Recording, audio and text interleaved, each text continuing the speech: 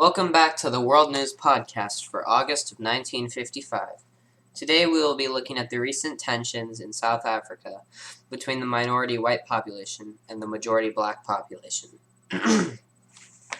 In June, as tensions between black and white people continued to rise in South Africa, which had been under colonial rule for decades, the African National Congress, or ANC, decided that they would take the initiative. Thousands of people sent their demands and complaints about the oppressive apartheid regime, which would be included in the Freedom Charter. After the unification of many forces inside of South Africa, this new Congress of People gathered in Kliptown on June 25th and June 26th, when the Freedom Charter was created.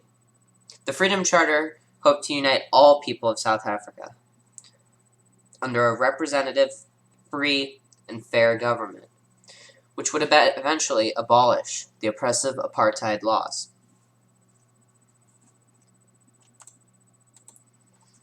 Now let's look at some of the demands of the Freedom Charter.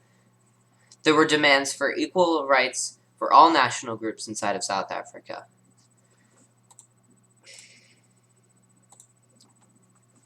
The people should share in the country's wealth, opposing the mines and oppressive white landowners, which had been taking advantage of the people for decades. The land should be divided among the people that worked it, as the people were oppressed through apartheid and separated from white people. All should be equal before the law.